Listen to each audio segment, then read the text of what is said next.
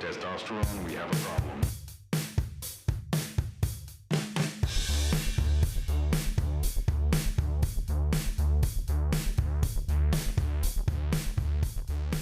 This is Outside the Manosphere, where two guys with zero credentials dive past the cliches of masculinity and try to become better friends by actually talking to each other. It's weirdly hard, but we're doing it anyway. Join us.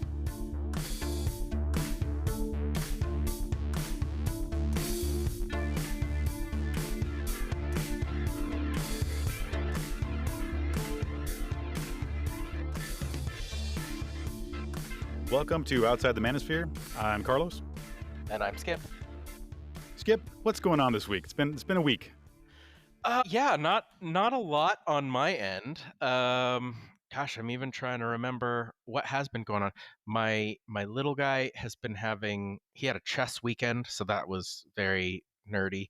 But it also gave me a lot more free time because sometimes he's at chess all day, and it's nice to get just like a little chill out time separate from the little guy. Is he enjoying the game? Yeah, he enjoys it. He's not great at it. He's good at the beginning of the game when it's kind of fast paced and he knows sort of some setups and stuff that his coach has been training him in.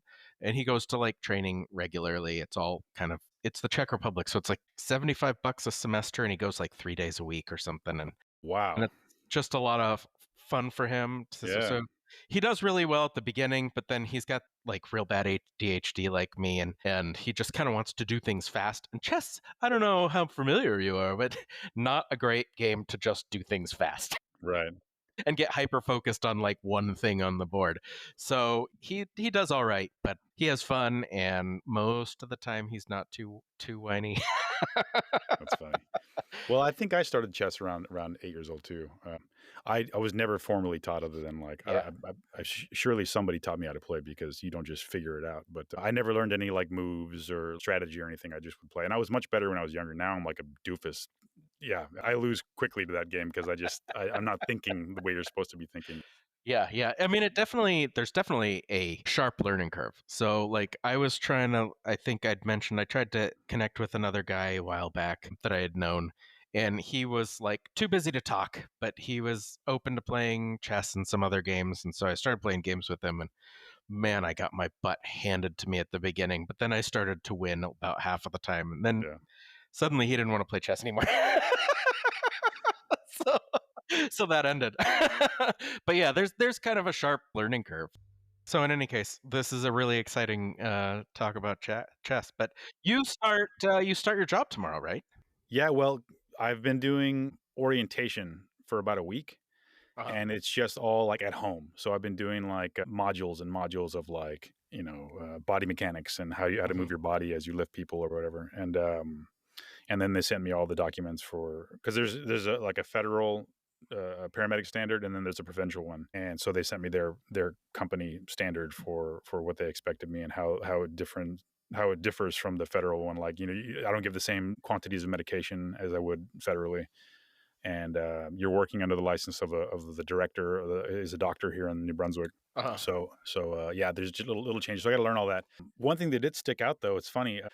We had to do, one of the modules was about diversity, equity, and inclusion. Inclusion, yeah. And it's been a very long time since I had an employer. I mean, I worked at a group home for about a year here, but I was a casual employee. I made my own hours and that kind of thing. So it's been a really long time since I've had an employer, and I haven't done like those training videos.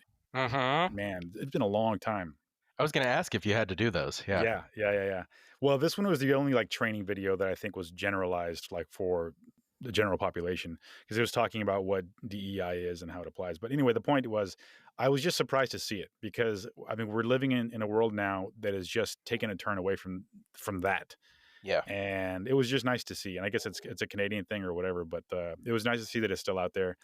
And it went back to something I had said to our episode when we were talking about that, how I had said that white men had been the recipients of DEI, which doesn't really make much sense. But this kind of articulated what I was trying to say, is that there's a diversity among men there, or white men even. There's old, there's young, there's life experiences, and you include those to diversify your white men pool. You know what I mean? And that's how it's been forever. So anyway, yeah, that was a little thing that I caught me by surprise and with a little delight from all my training Oh. modules. Did you have to do the sexual harassment videos as well? No, I haven't actually. I mean, Oh, really? maybe that's coming up, but I mean, because they're endless. Like there's always continuous like education that paramedics have to do. Do you have to speak French there to do your job? No, but it's they pair a French speaking paramedic with an English speaking Yeah. paramedic. But you do speak French, right? No, I don't speak French. I'm just under because we had to take a language test in both English Uh-huh. and French to make sure we speak English even because there's a lot of people Mhm. way up north that don't even speak English. And I qualified just under the mark of bilingualism, which I'm glad because if I had qualified, then I would have been the French guy in the truck. And I'm Right, I'm right. not confident in communicating with somebody that can't speak English in French, especially medical Sure. French. Sure, yeah. That's very specialized. Well, what have you got for musings today? I see in our notes here you've got well, I won't say it, but you've got something that I'm not familiar with, and I'm wondering what you're thinking. Oh, okay, yeah. So I just thought of this afternoon. I was, you know, as we both do, we listen to a lot of news and different kinds of podcasts and things, and I read the news a lot, and I'm just kind of embedded in current events a lot. What I do with my free time is, make myself stressed out. But oftentimes, I think it's fun. Like and people maybe don't know this, but we pre-record these and we release them at later dates sometimes, so things don't always align with the world outside with our release schedule here. But one of the things that came up today was Sarah Silverman talking about using the N-word and thinking that she was kind of doing the right thing at the time and she had good intentions and blah blah blah. But we had talked about cancel culture last week and she was, saying I was crazy to do that. That wasn't a good idea. And kind of rehashing some of the conversation that we had last week.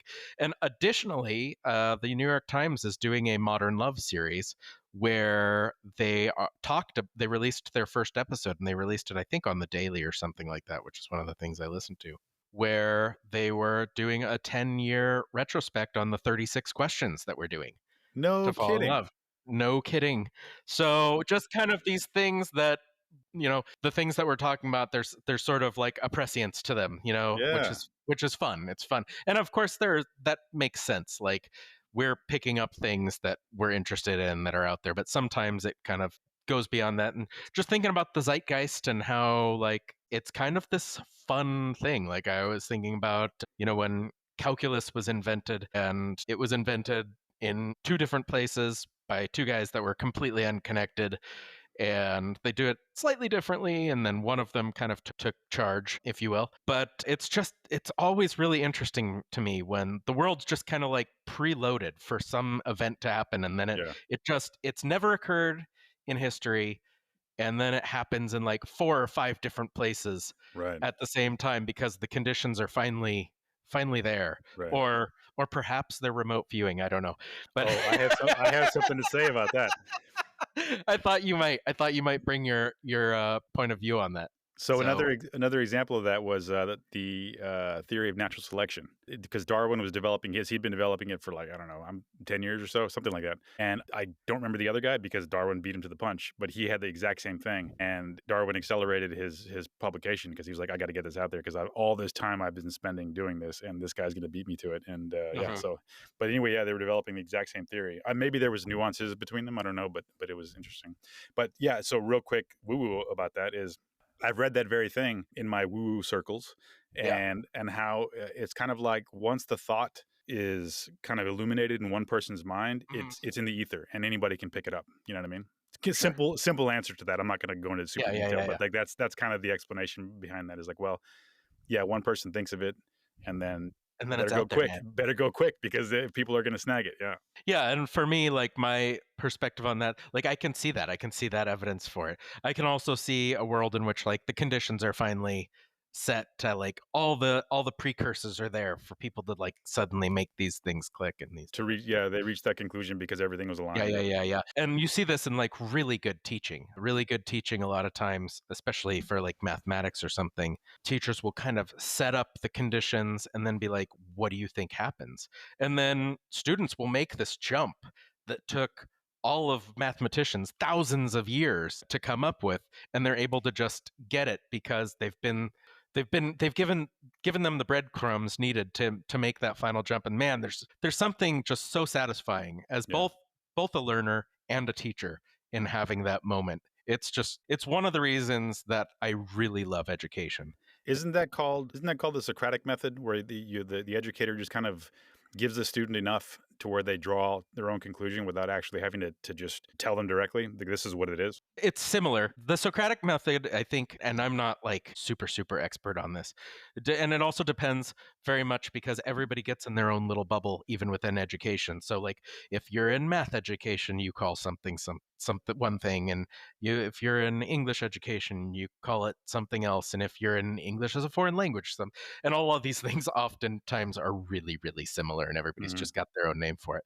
But yeah, Socratic method is more like, is kind of like that. You're leading them, but you're leading them with questions. Mm-hmm. And in mathematics, you often can lead them with questions, but you can also use examples, or you can use facts, you can use questions, but it's kind of like a puzzle. You're giving them all the pieces to the puzzle. So it's very much the same spirit, but I don't know if it's exactly the same thing as the Socratic method. Yeah. It's a wonderful way. It's a wonderful way to learn. And it's because Socrates, I think his theory was exactly what you were talking about. The information is all there, and all you're actually doing is recollecting it. You've somehow forgotten. Like, there was some state of being where you knew all these things, and now it's recovering the knowledge that's already out there. Yeah, that's, bringing back to your woo. Bringing back to your woo. Oh, I was about to bring it back. So one last little needle was, I was just reading last night, I think, not about the Socratic method. This is just from my own brilliance that I pulled it out of the air. That Socrates was said to have stated that he's always had a semi-divine being guiding him his whole life, and he's never been wrong. Like, not he, but the semi-divine being, and that this person never would give him the answers. He would always just guide him, and Socrates would have to come to his own conclusions. Which, yeah, I find that interesting. It's the woo. I love the different views and how. I mean, and it's one of the things, even within education, even within science, like, one of the things I studied was the way that we learn. Mm-hmm. And there's all these different models, but they're all, and somehow some of them are like violently opposed to each other. But also, if you turn them to look at a certain different angle, it's like they're also the same. It's kind of a fun thing to do, is sort of broaden your perspectives. Real quick, I want to bring it back to Sarah Silverman for a second, because we kind of just breezed over that, and it is a callback to last episode. But I read that little article from, was it Variety? What was the Variety. it was pretty quick article, but a quick read. But she had said that she'd always justified her racism, not racism, but like racial comedy, because she was a liberal and she wasn't racist. And I have no doubt she's not. I have no doubt that she's not a racist, but she just always said, "Well, we're liberal. We all know we're not racist, so therefore we can make these jokes." But exactly what I was saying with Colbert is he was on the sides. It's like, I can do this, but it's still making fun of a group. Yeah. And I was also thinking about that. And one of the things that, a lot of times we criticize the right, but one of the things that I would criticize the left about is, in situations like that, where somebody is doing something wrong, legitimately doing something wrong. But if I think there's a lot of power in intent. And if people are trying to do the right thing, we've got to have a conversation about it, not just attack them. Right. Because one of the things the left is absolutely wonderful at doing is shooting themselves in the feet. People that are on your side, you'll learn to alienate them because you're just like, well, you haven't hit the purity bar well enough, and those people are like, I'm on your side. I don't understand what you're saying, and you're attacking me, and I'm really trying. And we have to recognize when people are trying, and sometimes when we try, we're going to fail, and that's okay. Right. It's okay to fail when you're trying, and we've got to make it kind of okay to think about some of these behavioral or thought changes or whatever in a long-term arc. And I am very guilty of this. Like, I've got a lot of trans people in my life, some students, some of my wife's teammates, because she's on roller derby and things like that. And I don't always manage to use the right pronouns. And most of the people that I know have been very patient and just like, it's this. And I'm like, yeah, oh, geez. And I feel like crap. I feel like Right. crap when I make a mistake, but they've been very gracious about it. And then there are other times where like people are announcing at say a derby game, and they use a wrong pronoun, and the team comes over and attacks them and yells at them, and it's like, man, we're clearly on your side. Right. We're clearly on your side. We're doing the best we can. People are going to make mistakes. You've got to bear with it. Like, you've got to bear with us, because it is a sea change Right. that everybody's trying to get used to. And like, if the intent is to try and be on your side and we're making mistakes, you've Yeah. gotta give some patience for that and help educate us rather than attack people, because that makes them kind of draw within their corner Oh, and say, that like, definitely I'm does. not into this. I'm not into this anymore. Right. You reminded me though, like even with using they for a singular Mhm. person, like even now I'm like, man, I have a hard time doing that because it's grammatically wrong. And I've spent so long tutoring college and university level Yeah. students, like you don't do this. These two things don't agree. You can't say he and then you Right. can't switch to they because it's a single person and it's a third Mhm. person plural, which was what you're doing. So yeah, I still struggle with that. I'm kind of fine with it. I mean, I'm fine with it as like as a cultural thing, but like Right. grammatically, it upsets me. Well, there are some more elegant solutions in other languages where they just have a non-gendered single pronoun, Right, but we right. just don't. We don't. No, we don't. Yeah, I actually think there might be some that are kind of burgeoning or whatever, but in any case, yeah, it is one of the things that can, I'll say, be more confusing at times for hmm sure. definitely. Um, I think it's actually like a fantastic opportunity to like alter the English language. You can create a new pronoun like completely from scratch. And to me that's fun. And maybe that's just the nerd in me and the English major in me, but like creating a new pronoun, that just sounds like a good time to me. yeah. That is very nerdy, but I love it too. I'm actually one of the books I'm reading right now is Mother Tongue from Bill Bryson, and it's supremely out of date, but it is really fun to read through, and just all these little foibles and how English works and how the language has changed. And if you read that and you don't see the joy in a living language that's changing hmm and becoming more interesting and more specific, and things like that, man, I don't know what to tell you. It's fun stuff. It's been happening for thousands of years. It's Right. going to continue to happen.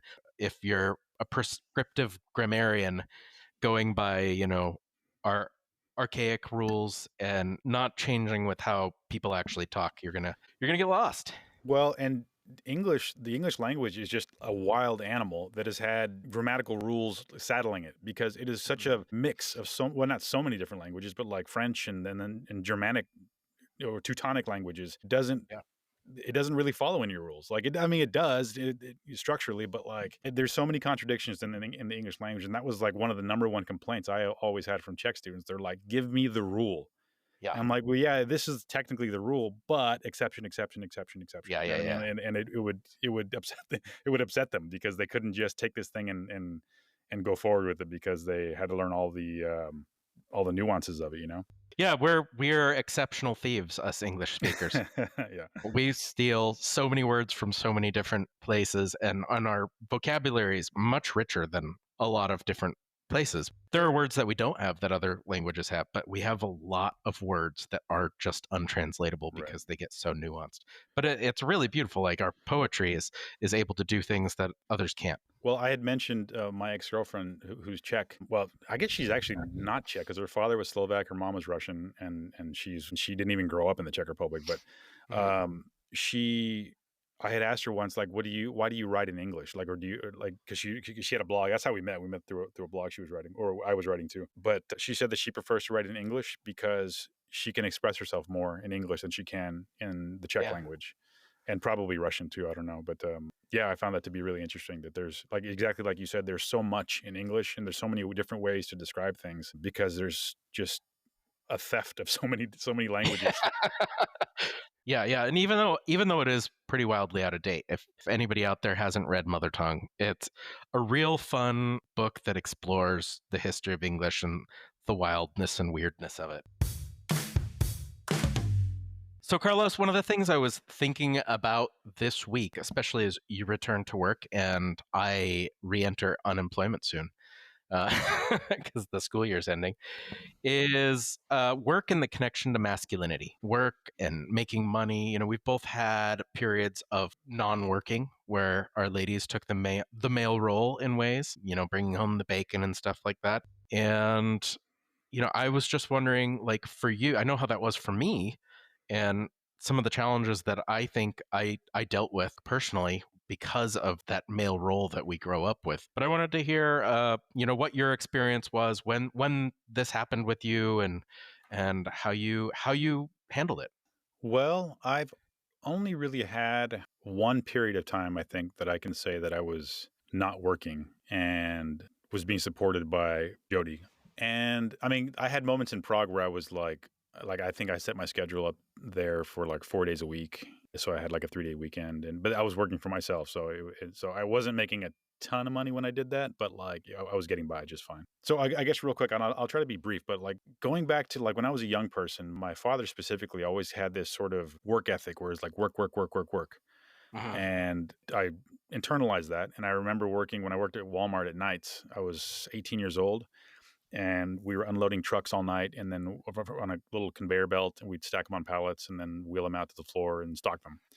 And man, they'd be shouting at us and like faster, faster, and like no talking, and this kind of, it was like slavery. But I worked really hard, and I think that I was at like $6.25 an hour, which was like 50 cents over minimum wage at the time. So I thought I was doing pretty good. But I remember there was an older guy there. He worked nights. He must have been about 60, maybe 59, 60. Bit rednecky, Uh-huh. happy go lucky. Anyway, he would just kind of strut to the conveyor belt and like strut to the pallet and just taking his time. And I remember kind of politely trying to nudge him to go faster. And I was saying, we'll get this done faster if you maybe go a little faster. And this is this. I was diplomatic about it, but I remember his response to this day. He looked at me and he was like, "They're getting their money's worth." And at the time, I was like, "Shit attitude, buddy. Like, just do your work and like go home and which is that's actually not a bad attitude to have. Do your work, go home and live your life." Right. Yeah. But I was like, "Dude, just do Part of your why I job." moved here. So I was just like, "Man, just do your job. Like you're going slow, and you have this like chip on your shoulder that like they're not paying me enough." And that's that. So I moved on, and then at a later job, I remember them changing policies. It was another retail job, Uh-huh. and they had changed policies, but this time it was daytime. I was on the floor, but a lot of stocking stuff as well. And they changed policies where they were eliminating an extra hand, and the amount of work didn't change. And Right. you were just making it twice as hard, and not really changing anything else, not giving you a raise, nothing like that. Right. Right. And it Right. was kind of my first. No, it wasn't my first lesson in capitalism, but it was my first realization of capitalism. Like, oh, they're just like squeezing me. Yeah. And then like later on, like I've had a couple more sort of ideas, but like I have a completely different attitude towards work now. I think our parents' perspective on work is like, oh, you do your job, you work at this one job for 25 years, you retire, and you're good. And I've had a million jobs. I've had so many jobs, and I don't I don't care to be in one place for 25 years. You know what I mean? Yeah. But their ethic was like, yeah, you work hard, you work hard, you work hard, and I was always like a yes sir man when I was younger. And yeah, I don't have that anymore. Now I'm like, I am not here to work hard for someone else to make a ton of money. And you can look at that as a bad attitude. You can look at that as just negative all around. But like, I mean, if you take any sort of conglomerate corporation, there's a head, there's a board, and they're making a killing. And they're Right. just they're tossing you guys, or not you guys, everyone else, the crumbs.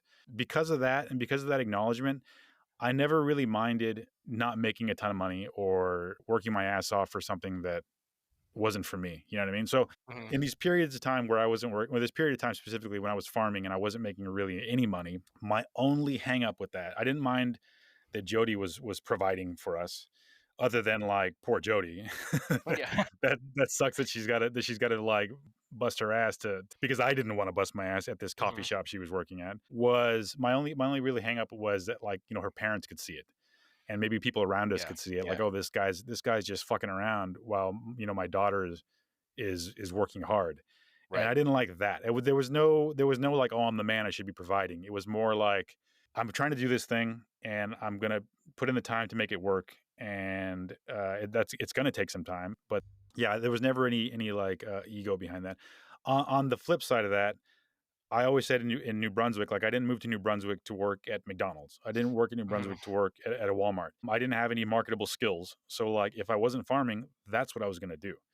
Right. And so a lot of that had to do with my ego. I was just like, yeah, sorry, Jody, you're doing this thing, but I'm not going to work at Walmart. Like I'm too smart. I'm too educated. I'm overqualified. You know, it was just so much arrogance and so much ego that I really, really think I've shed. But I couldn't get past all that until I did.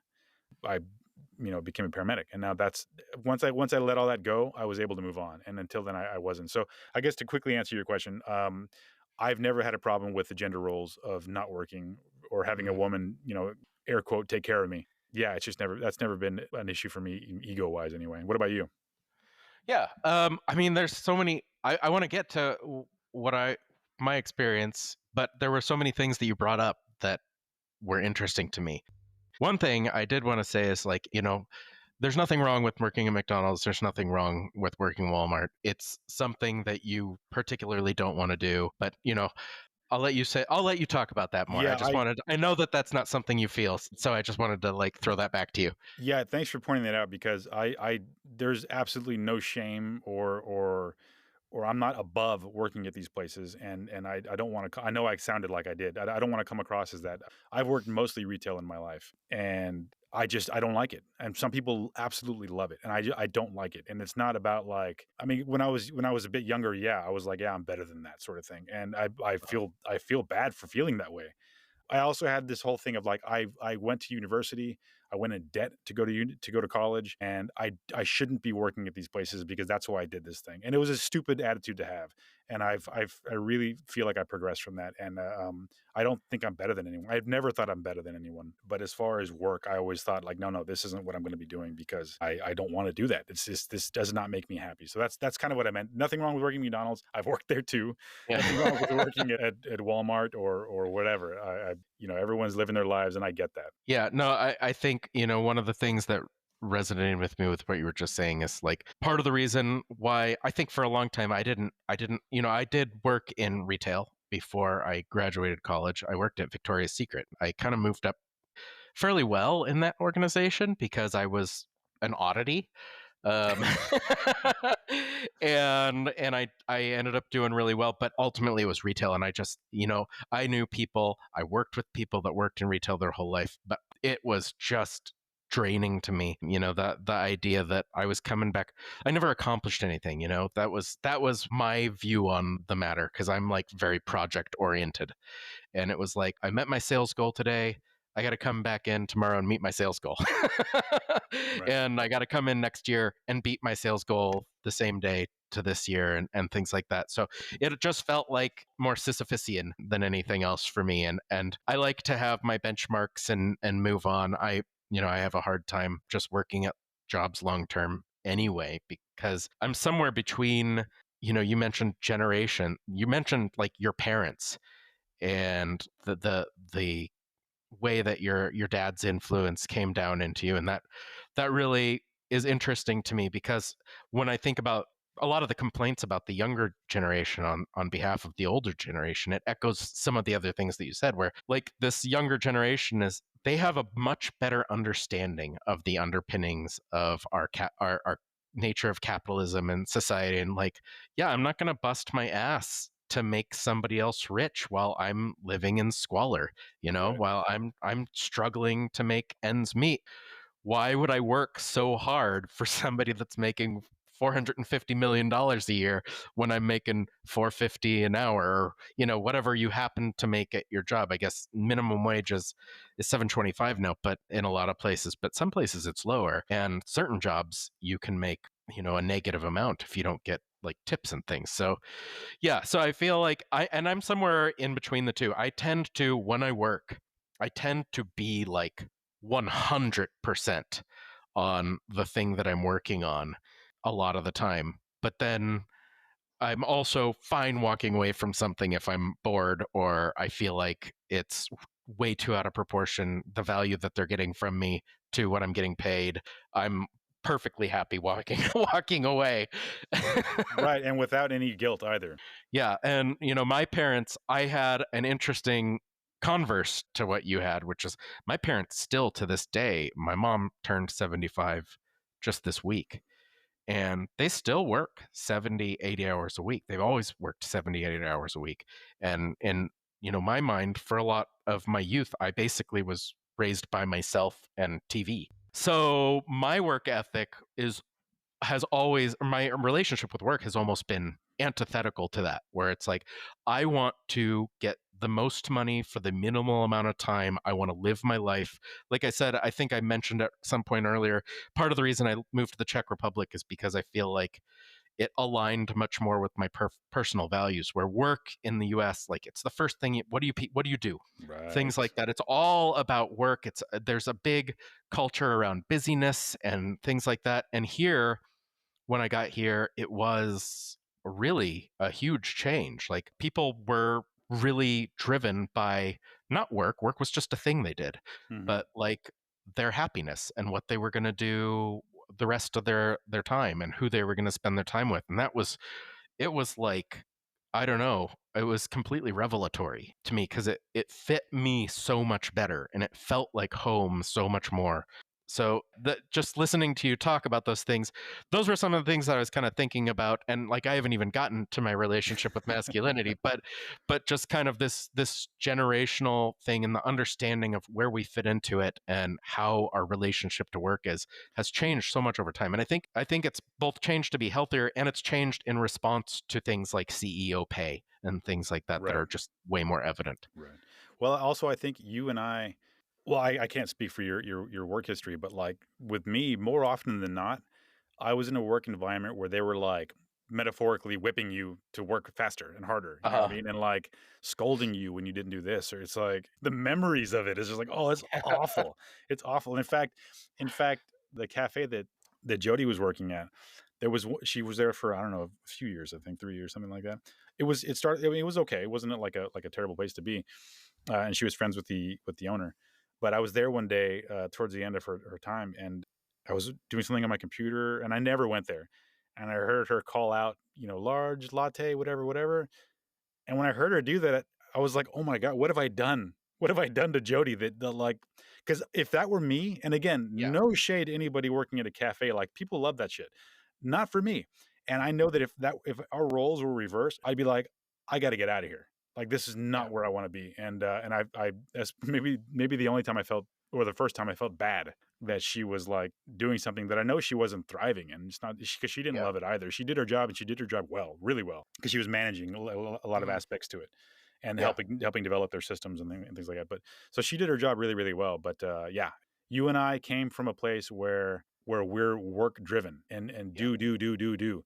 And then we got to the Czech Republic, and it was not totally the opposite, but it was more like, yeah, this is just a thing that I do to make money so that I can go do this other thing that I like. You know what I mean? Yeah, and you bring up another thing that I meant to mention. Like, part of my reticence, and now I actually find, like, if I spoke Czech well enough, I'd actually like to get a job at like KFC or McDonald's.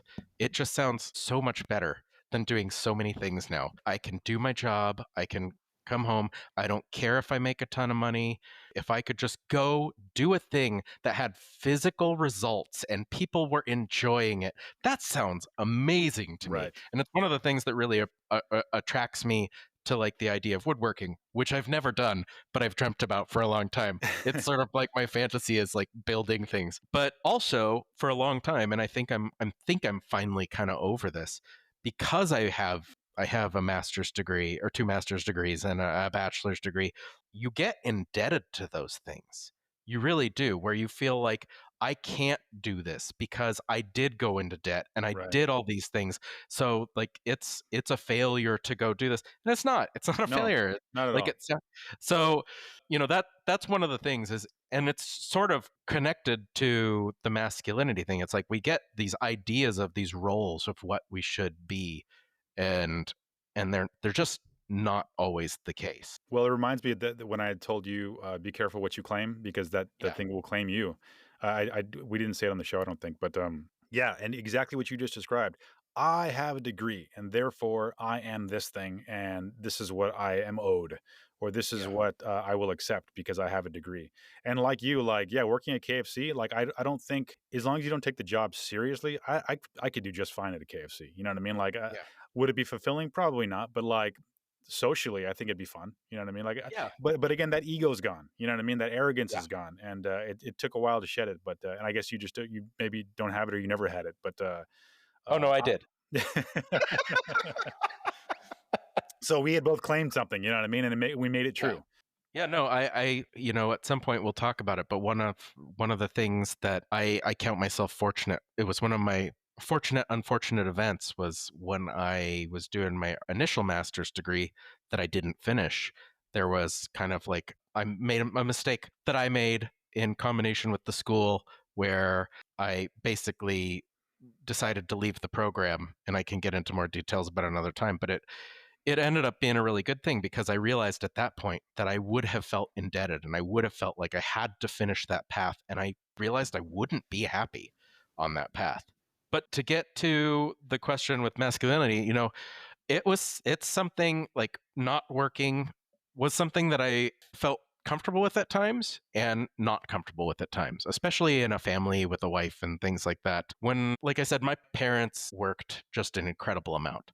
So a lot of how I've tried to structure my family and was almost like a requirement, or it was a requirement at some point, and that's laxed a little bit. But I didn't want to have a kid. I didn't want to have a family until I had the time to really devote to them, and to make sure that my partner did as well. That we weren't just like, well, we had a kid now, and here's our daycare and our nanny, and we put him to bed, and that's it. So when it came time for me and my wife to have our biological son, I chose because my wife made more money than me anyway, and some of my money because I've got companies, it's passive. So I chose to be the parental guardian that was at home, and I took the years off and took the money from the Czech government for being at home. Usually mothers do.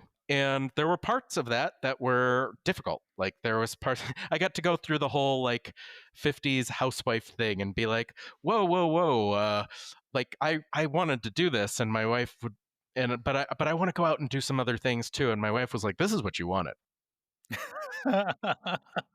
You asked for this, and it was like my son was like 2 or 3, and I was like, I didn't mean forever. Like this wasn't the only thing I ever wanted to do. So there was that kind of real flip in the household Yeah. at times. Did Jess become tyrannical?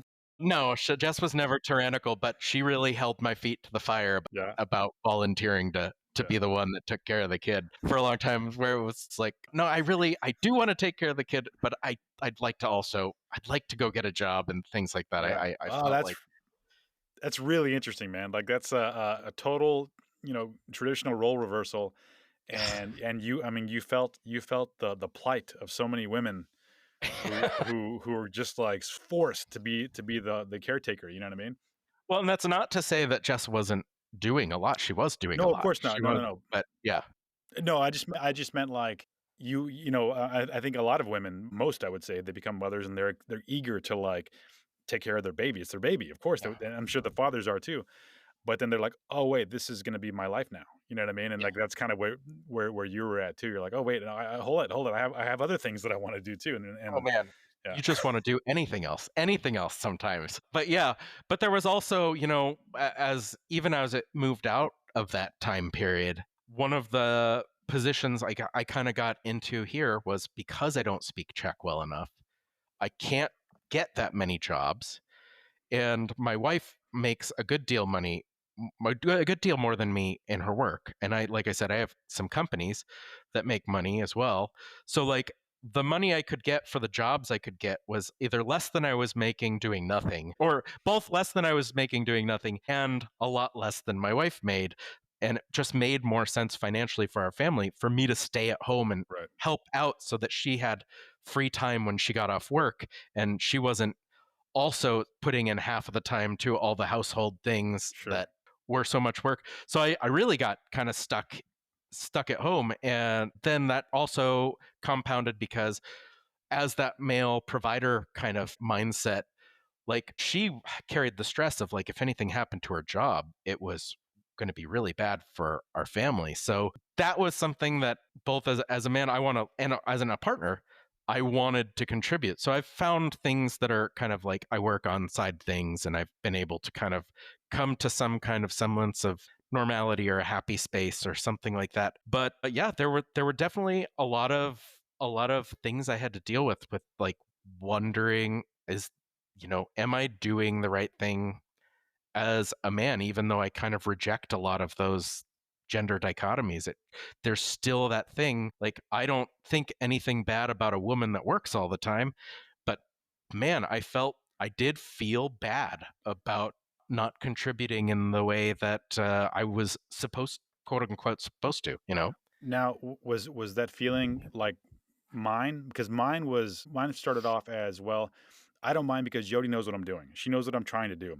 But the way that came across to like friends and family was a whole other thing. You know what I mean? So for me, like Yeah. what made me not feel not good was that other people were watching and they were seeing how I wasn't contributing to the amount that maybe a stable job would have done. How much of that was based on like your perception of other people's perceptions? I honestly, like, about zero. I think it was real low.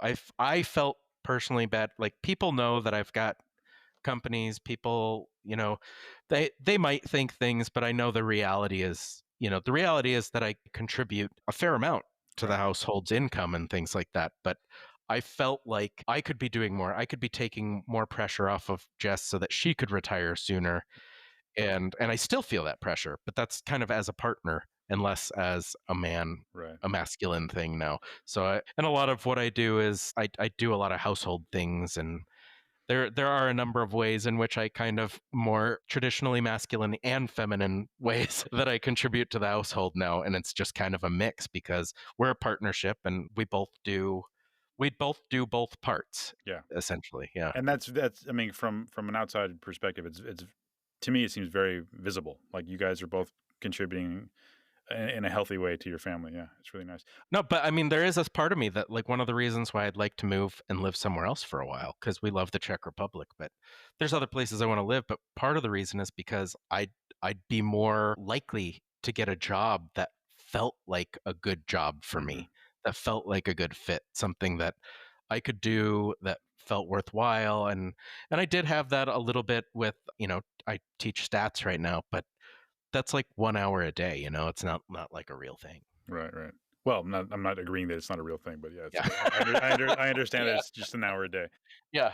So one thing I wanted to ask, which was not unrelated, but it's kind of the same sort of mindset, because Jess is a PhD, right? Uh-huh. Yeah. So Yeah. has that affected your sort of thoughts on masculinity or contribution to how your kids view your relationship? No, No, no. not at I all. mean, like, I've always, or not always, my original like life goals were real low, and I achieved them because Yeah. that's just how high I was shooting. But one of them was like to get a bachelor's degree, but then I reset and I wanted like a PhD, and I still would love to, but and I started a program and things kind of went haywire with that. And that was because of the pandemic and stuff. Mm. And I ended up getting a master's instead of PhD, but I'd still like to do that. But at some point, I realized I'd mostly like to do that because A, I like going to school, and Mhm. B, I'm vain, and I would just like to be called Dr. Potts. It's not something that, like, I need. It's not something, having been exposed to a lot of higher education and a lot of people that are having a doctorate is much more a sign of perseverance Right. than it is about intelligence or wisdom or something like that. It's just a hard process to get through. It's a lot of work. Right. And that really is like a distinguishing feature. And it's something that I really would like to do, but there's a lot of ways in which the sacrifices for my family just don't make sense. And Right. I had to kind of get over my ego and say, I'm not doing that right now. And maybe I will someday, but I'm not now. Well, that's healthy. That sounds good. Yeah. Yeah, I gave up on. I got a bachelor's, and I'm like, yeah, I'm good. I mean, I enjoyed school tremendously, and I thrived in it. I got a little burned with student loans, and then just the energy it takes. I just wasn't, and I don't want to Yeah. do like an online class. I'm much better like in person, front row in the class, and Uh-huh. that's kind of my bag. But yeah, no. I mean, I would love to be called doctor. Sure, that'd be great. But Yeah. and that it's pure ego as well. But Yeah. yeah, I don't. not in my future, I don't think.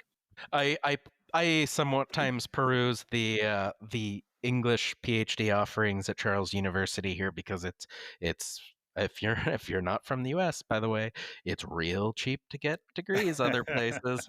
And I'm a citizen as well, so it'd be even cheaper.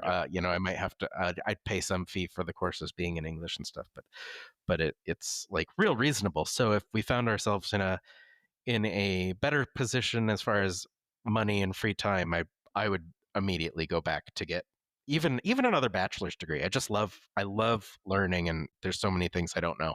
Same. When I had said before about my hitchhiking, going from state to state, and being like, "Oh, this is my favorite state. This is my favorite state." Yeah. This is I had the exact same thing with my classes. I was like, oh, "This is my favorite class now. This is my favorite class." Whether it was science or math or literature, like there was always my next class. I'm like, no, I love this subject now. This is what I want. Oh man, that's exactly what happened with me in my PhD program. You have to like pick something to specialize in. And God, am I terrible at that. It was just every class, everything. I was like, ooh, I love this and I want to research. Ooh, I want to do that. It was like impossible to choose, It's It a was, big choice though, because then yeah. that's your direction. Yeah, that's what you focus on for the next several years. And it's like, but there's all these other things.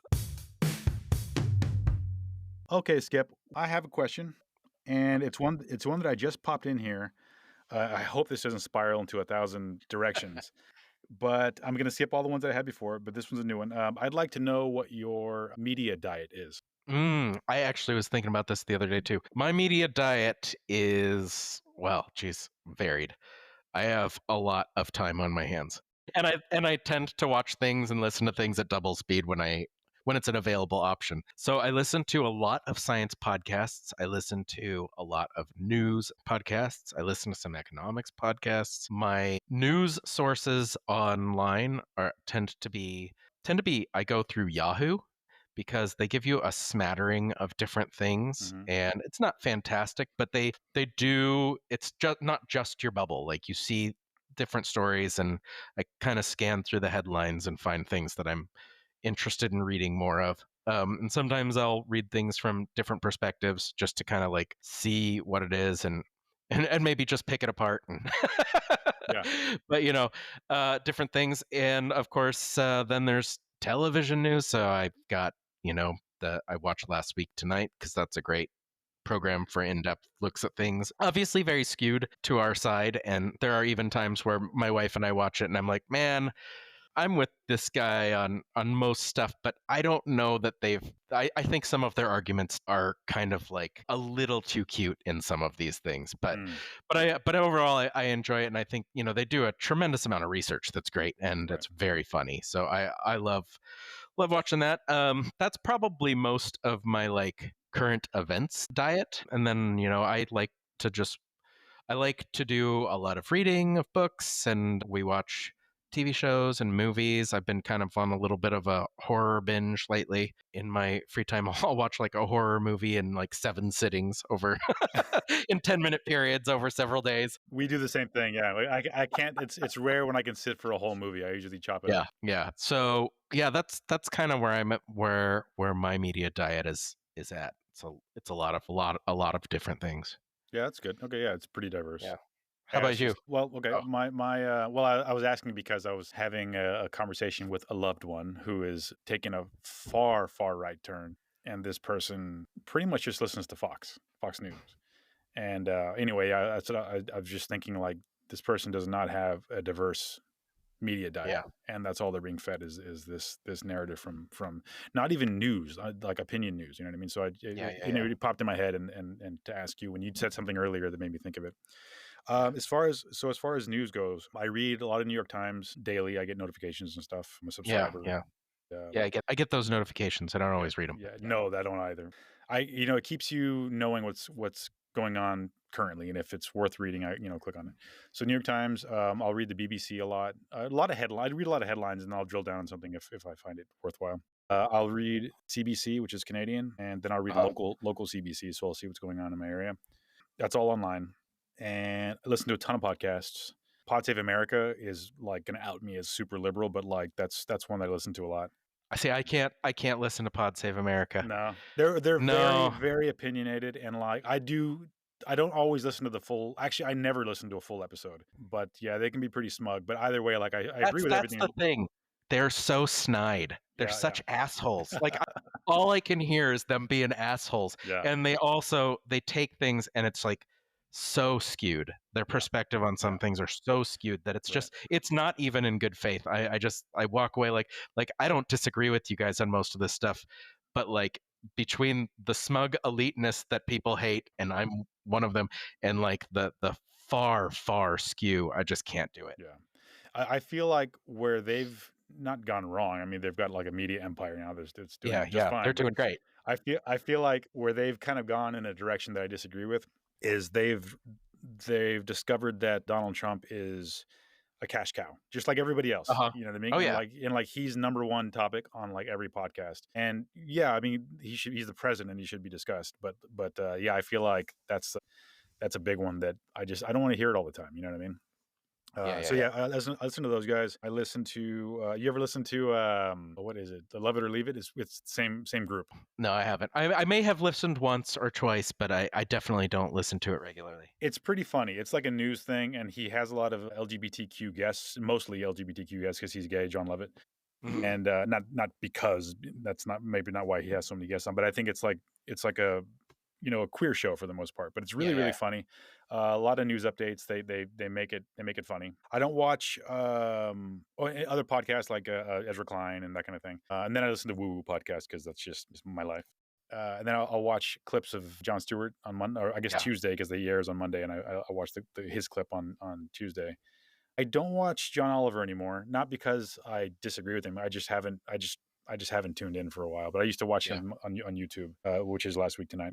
I think that's about it. Other than that, yeah, I'll read. Always got 2 or 3 books I'm reading that aren't necessary. Well, they're never about news. They're just like for joy. I bought like 5 sci-fi books the other day because I was inspired when I read Do Androids Dream of Electric Sheep, and I enjoyed it so much. And I just haven't enjoyed fiction in so long. I'm like, I got to get more. So yeah, I got a bunch of those. And yeah, I guess that's kind of all. I don't think there's any other media outlet that I really dig into. I don't read a lot of or listen to a lot of or really any conservative stuff. Every now and then I'll pop onto Fox to see what the news says, not the opinion stuff, but I'll see what the news has to say about a subject, or the absence of a subject, to see if they're not even reporting on it. But I guess to be fair, like I'm really not listening to that side of stuff. But yeah, no, I mean, I think I mostly see headlines. That's why I get onto the Yahoo, because you see those ones and Real Clear Politics and some of the other things that are sort of right oriented, and they pop up and you get to see what the other side of the spectrum's checking out. Right. And if it makes any sense, or if there's like a bunch of really serious news and they're not covering it at all, that's also interesting. Yeah. Sometimes. Yeah. So at the end of our episode this week, Carlos, what I really want to know is what's bringing you joy this week. What's bringing me joy? Joy this week is not my joy. It's Jody's joy. She's been training for a half marathon. And she's run a bunch of half marathons. This is the first one that she really was checking her diet and then following a training plan and just like really trained hard. And she ran her half marathon in Halifax, Nova Scotia yesterday. And she finished at like 155 or 157 or something like that. So she wanted to get sub 2, and she did. So, oh, congratulations to her. Yeah, I was glad that she achieved what she'd been working really hard at it. So it's nice to see that she did it. And yeah, all of her hard work paid off. Lovely. What's going on with you? What's your joy this week? My joy this week is actually we're recording on a Monday, when usually we do on Tuesdays. But we have the week off of school sort of for this week. And Wednesday, my students are taking their AP exam in statistics. And I just met with a couple of them to do some extra tutoring, and some of them came and bought me lunch, and one of them brought me a couple of bottles of his grandfather's vineyards champagne, and oh, nice. That was really nice. But although that was nice, my joy was really in talking to them afterwards. And one of them was saying, I don't even care if I pass anymore. Like, I want to pass for you, which was lovely. But he was like, I took the course originally because I wanted to pass and it would look good and things like that for college and stuff. but I've learned so much I don't even care about that anymore. Wow. Which is just like, oh man, that's exactly what you want to hear as a teacher. Yeah. It's just really, really lovely. And yeah, it looks pretty good. I've got only 8 people in class, and I think for sure 4 of them are going to pass, and 3 of them might get the top grade. Oh, wow. And 7 out of the 8 have passed a mock test at some point. So there's some that are kind of on the borderline, but I have hope. I have hope that for my last AP Stats course, I'll have 100% pass rate, which would be lovely. But the real joy was just hearing my students talk about this course and how much they learned and how much they appreciate it. That's what you want, man. It's all about knowledge and learning. For sure. And then to have the students actually appreciate it and appreciate what you wanted them to appreciate. Yeah. I will say, well, congratulations to your students, and I wish them luck. I hope they do. Hope you do get that 100%. But you reminded me very quickly here. One thing about working in the Czech Republic, the Czechs, man, they really, really knew how to inflate my ego. Not in like a manipulative way, but like when you told them something that was life altering or just a different perspective, they would let you know, be like, wow, thank you for that. I'd never thought about that. And you really changed the way I look at this. I'm like, wow, thanks for telling me. It feels great. Yeah. Yeah. Well, I hope everyone else has appreciated, and maybe we've said something that'll change your life. Certainly, every conversation I have with you, Carlos, changes my life for the positive. Same. So, no, you know what? I actually mean that, Skip, because there have been quite a few times where you've said something I'm like, I never thought of it that way, and I hope I expressed that because, I like the way you think. You have a very I don't know. You think brain. I hate saying you think outside the box. That's just a stupid thing to say, but you absolutely do. You're one of the few people I've ever known who actually thinks outside the box, and I think you and Jess combined, you're gonna have super kids when they grow up. Well, I really appreciate that, and I love talking to you. And you opened my mind up to a lot of things, which is really, really fun. This is easily one of the highlights of my week, and I really appreciate it. So I hope everyone else has appreciated this.